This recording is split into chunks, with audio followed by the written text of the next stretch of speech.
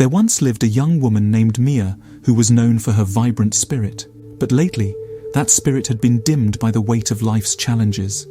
She felt overwhelmed, as if a shadow had been cast over her heart, and she found herself caught in a cycle of continued discontent.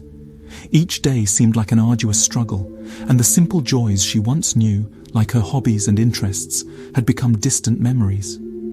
One day, as Mia walked through her town, she turned into a narrow alleyway she had never taken before. Curious to see where the alleyway would lead, she continued until the soil beneath her feet became sand, then rock, and finally pebbles. Lost in thought, Mia hardly noticed the passing time as she arrived at a riverside village. Under the shade of a palm tree beside the water sat an old man who appeared to be about 70. Unbeknownst to Mia, this man, named Hoshi, was a well-known figure in the village, a healer of the soul. Mia was struck by the calmness and gentleness of the scene before her, and she made her way over to the old man. Together, they sat quietly under the tree, its leaves blocking the sun's rays. After a minute or two, Hoshi opened his eyes and smiled gently at Mia. A comfortable breeze swept through, as if it were whispering a secret to another world. "Young traveller," Hoshi began softly, "what brings you here to our humble village?" Mia hesitated for a moment, her gaze fixed on the distant horizon. "It's just that life feels overwhelming," she admitted, her voice tinged with uncertainty and vulnerability. "The demands of work, the strain of relationships, and the constant rush of the world, it's all becoming too much for me. It's as if I'm being suffocated by an invisible force that I don't know how to fight." Hoshi gazed calmly at Mia and nodded gently. He closed his eyes. "I sense your pain, young one. Life can indeed be a tempest that tosses us about, and the road to regain one's balance can seem like a long journey with no end in sight." Mia listened intently to Hoshi's words. He continued, "But remember, within every storm, there is a core of stillness that transcends all the uproar. And so it is with our experiences. Even in the most tumultuous times of doubt and pain, we can learn to connect with that core of stillness." Mia paused and then sighed, her shoulders releasing some of the tension that had gripped her.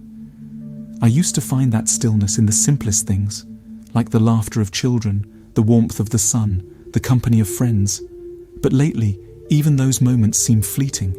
I feel like I'm losing touch with myself." Hoshi nodded, his eyes gentle and serene. "Sometimes, when we're lost in the tempest, we forget the deep grace that lies within each of us. When this happens, we must look for the small anchors that can steady our ship. One of these anchors is gratitude. It has the power to shift our focus from what is lacking to what is present, from what is imagined to what is real." Mia looked at Hoshi with a glimmer of hope in her eyes. "But how can I have gratitude when everything seems to be falling apart?" Hoshi's lips curved into a tender smile. He paused and then said, "Let's take a walk along this shore, young one." As he stood up and motioned toward the path by the water, Mia followed. The shore was covered by pebbles of all different shapes and colors, gently twinkling in the sunlight. "Gratitude is like collecting pebbles along the shoreline of life," Hoshi continued. "Each pebble represents a moment, an experience, or a person that has touched your heart. Some pebbles are smooth and polished, reminders of joy and laughter that have been worn by the gentle waves of time. Others are rugged and imperfect, symbols of challenges and hardships that have shaped your journey." He bent down and picked up a small round pebble with a greenish tint. "As you gather these pebbles, your hands become repositories of memories. You hold them with care, feeling their weight and texture. Some pebbles might be small, seemingly insignificant, yet they carry immense significance. Others are larger, standing out prominently, representing pivotal moments that have left an indelible mark on your soul." As Mia listened intently, she found herself deep in thought.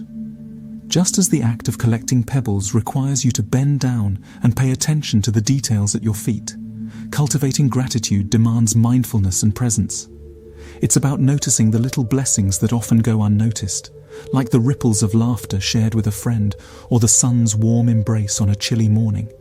Each pebble of gratitude you pick up enriches your life, adding to the mosaic of experiences that make you who you are. Sometimes, gratitude may seem scarce, hidden beneath the sands of our daily challenges. But with deliberate effort, you can unearth them as you shift your focus from what's lacking to what's present. As he spoke these words, Mia was captivated by a bluish pebble that was half immersed in the water. She walked over, her feet becoming slightly dirtied by a small pool of mud. Gently, she picked up the pebble and washed it in the river to reveal its beautiful shine. Hoshi continued, "Each pebble, no matter its size or shape, contributes to the tapestry of life, reminding you of the beauty that surrounds you. Choose the pebbles that resonate most with your heart, those moments that evoke warmth, love, and contentment. Let go of the ones that are heavy with negativity. For gratitude is about embracing the positive and releasing the burdens that no longer serve you." Mia dusted the sand off her pebble and slipped it into her pocket. Over time, your collection of gratitude pebbles becomes a cherished repository of positivity. You can revisit them during moments of doubt or hardship, reminding yourself of the strength you've gained and the beauty you've witnessed. They serve as a reminder that even in the ebb and flow of life, there is a constant stream of blessings waiting to be acknowledged. Just as pebbles can create beautiful patterns on the sand, the practice of gratitude shapes the landscape of your mind. It shifts your perspective, helping you see the world through a lens of appreciation.